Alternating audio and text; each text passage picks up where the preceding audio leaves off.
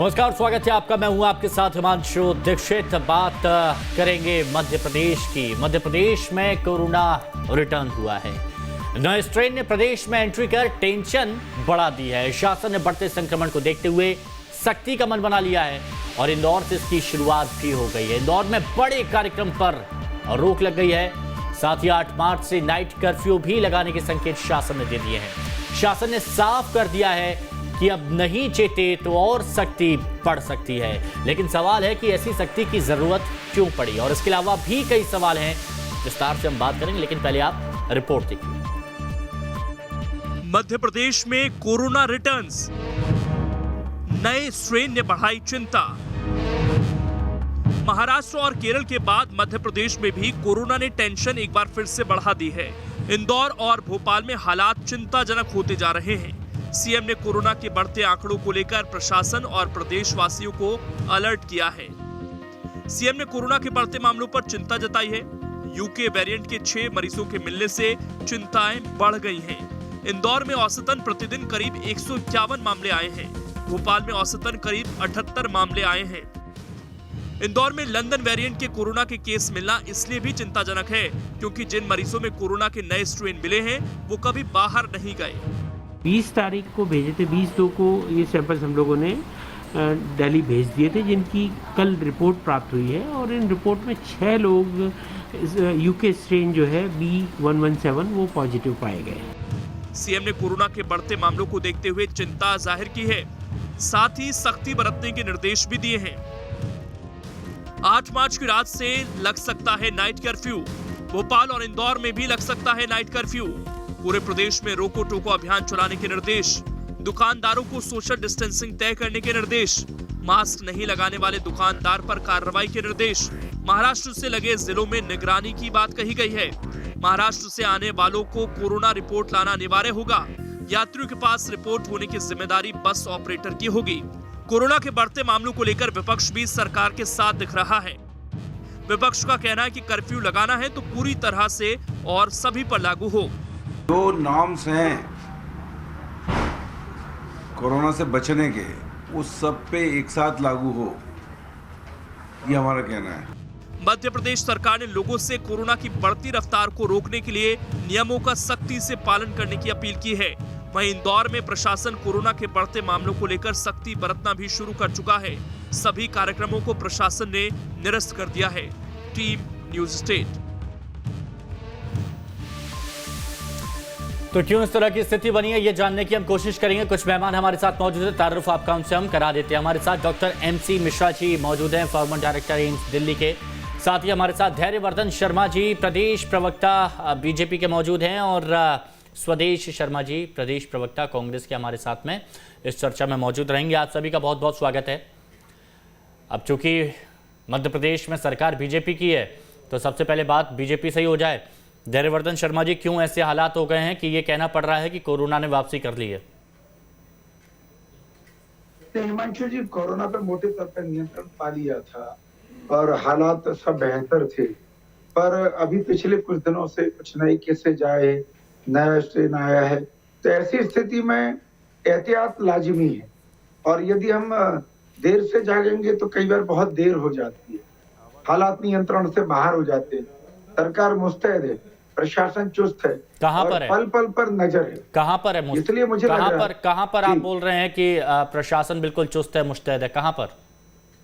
नहीं हिमांशु जी, मेरी बात सुनिए। भय पैदा करना या दंडित करना ये हमेशा आवश्यक नहीं होता। लोगों को समझाइश दी गई, उस समझाइश का प्रभाव भी पड़ा कि धीरे धीरे स्थितियां नियंत्रण में आई।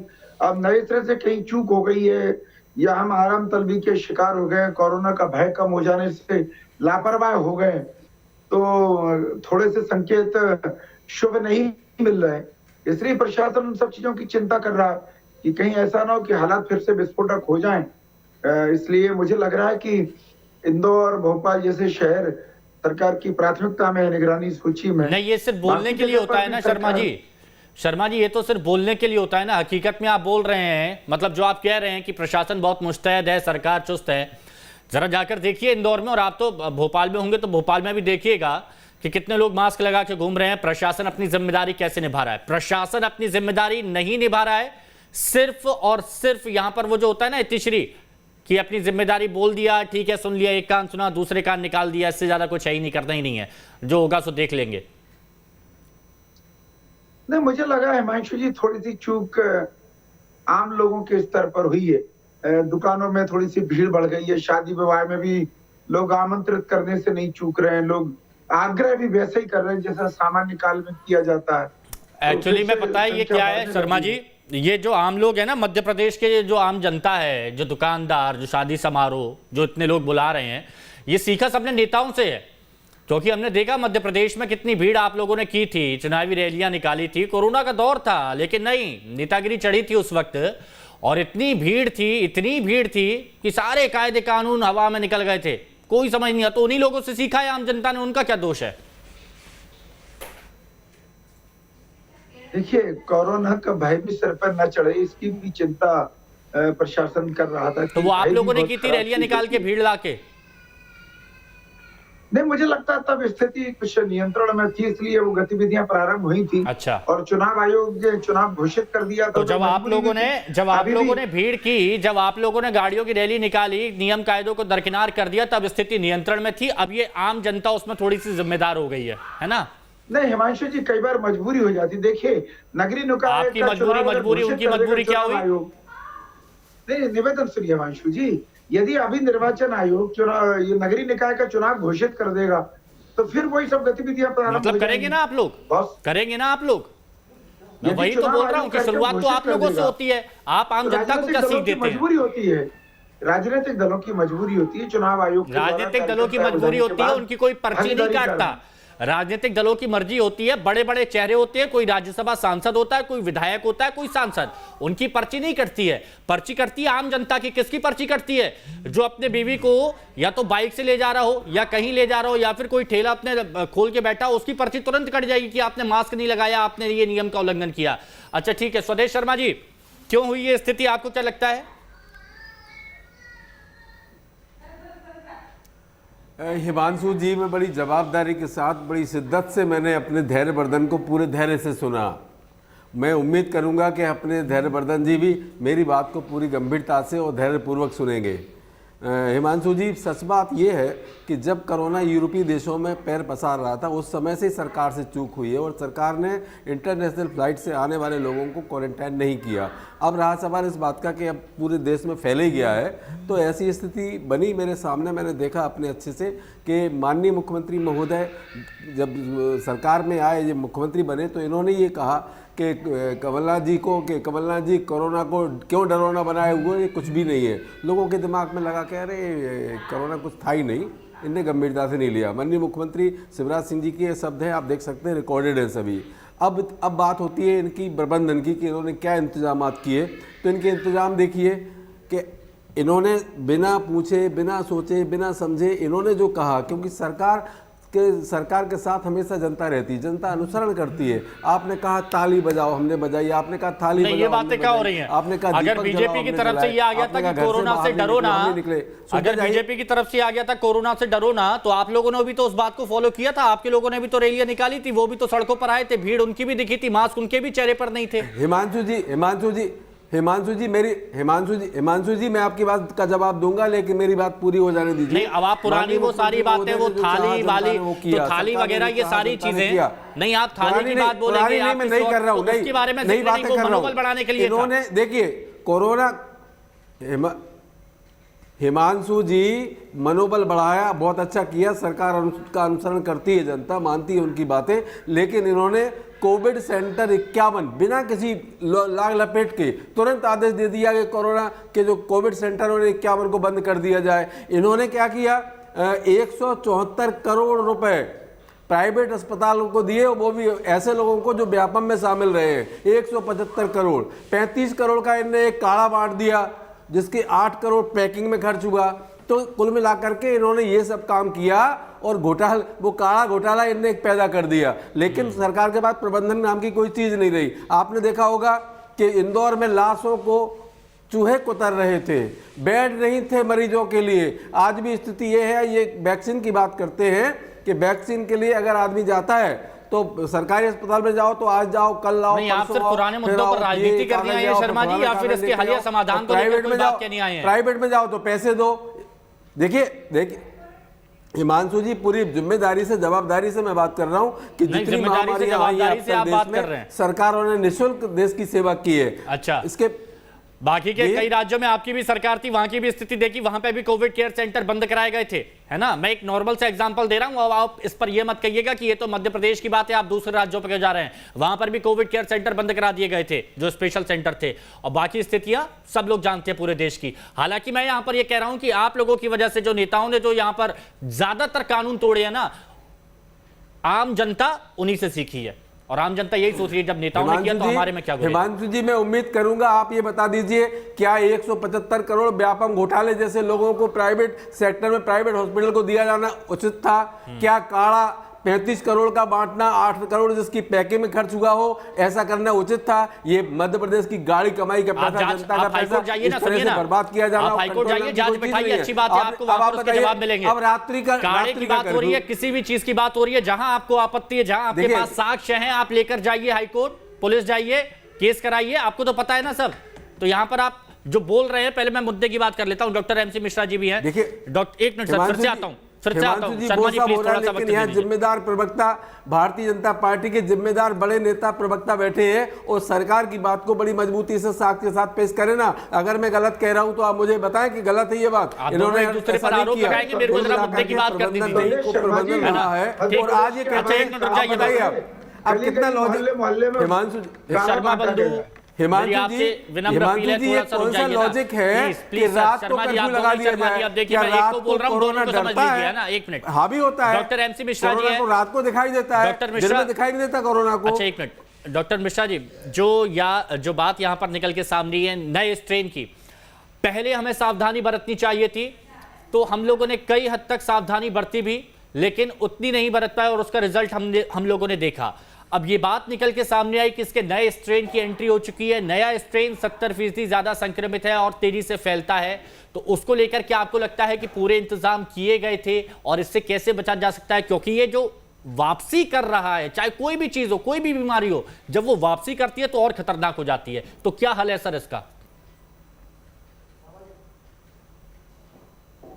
नहीं, बिल्कुल आप ठीक कह रहे हैं कि एयरपोर्ट्स पे जितनी सख्ती होनी चाहिए थी उतनी सख्ती नहीं हुई। हम लोग बार बार इस बात को कह रहे थे कि पिछले मार्च में भी उतनी सख्ती नहीं हुई थी और जितना भी संक्रमण आया था वो विदेशों से आया था। लेकिन इस समय जो आपने अभी बताया आपकी स्टोरी में कि 6 लोगों में जो स्ट्रेन पाया गया है जो यूके वाला है और ये लोगों का ट्रैवल हिस्ट्री नहीं है, तो देखिए वायरस का म्यूटेशन तो कहीं पे भी हमारे यहाँ भी हुए हैं, 100 से ज़्यादा म्यूटेशंस हुए हैं वायरस के और वो होते रहेंगे। हमें उसको पकड़ते रहना है और उसके लिए उपाय करते रहना है।